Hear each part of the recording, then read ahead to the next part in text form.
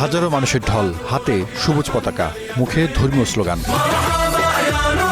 ঈদে মিলাদুন্নবীর আয়োজনে লোকারণ্য ইয়েমেনের রাজধানী সানা।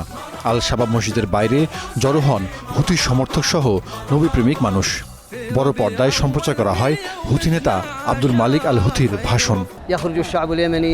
প্রতি বছর রবিউল আউয়ালের 12 তারিখে ইয়েমেনের মানুষ আল্লাহর রাসূলকে সম্মান জানাতে বেরিয়ে আসেন। তারা আল্লাহ ও তার রাসূলের প্রতি আনুগত্য এবং অঙ্গীকার নবায়ন করেন। ইয়েমেনে যখন লাখো মানুষের সমাগম, তখন পাকিস্তানেও ভিন্ন আয়োজনে স্মরণ করা হচ্ছে দিনটি। ঈদে মিলাদুন্নবী উপলক্ষে পাকিস্তান সেনাবাহিনীর পক্ষ থেকে দেওয়া হয় আনুষ্ঠানিক কামান সেলুট। দেশের বিভিন্ন স্থানে আয়োজন করা হয় বিশেষ নামাজ, দোয়া ও ধর্মীয় কর্মসূচি।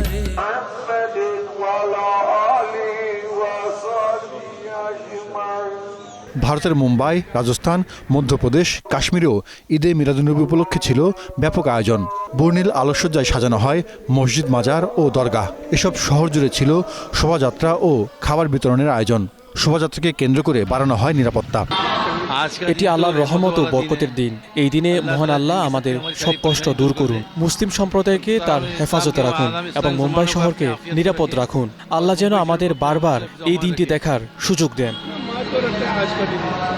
আফ্রিকার দেশ সোমালিয়াতেও ঈদে মিলাদুন্নবী ঘিরে ছিল উৎসবমুখর পরিবেশ। রাজধানী মোগাদিসুতে হাজার মানুষের অংশগ্রহণে হয় ধর্মীয় সঙ্গীত, স্লোগান ও শোভাযাত্রা।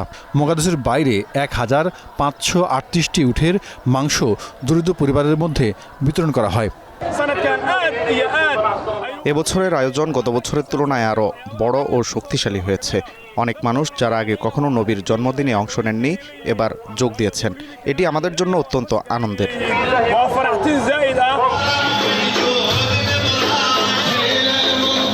এদিকে ইরাক, মরক্কো, তিউনিসিয়া ও নাইজেরিয়া সহ বিভিন্ন দেশেও ধর্মীয় আয়োজনের মধ্য দিয়ে পালিত হয় ঈদে মিলাদুন্নবী। যুক্তরাষ্ট্র, ব্রিটেন সহ পশ্চিমা দেশগুলোতেও মুসলিম সম্প্রদায়ের মানুষ অংশ নিচ্ছেন বিশেষ নামাজ, আলোচনা ও শোভাযাত্রায়। Zahidur Rahman, Star news.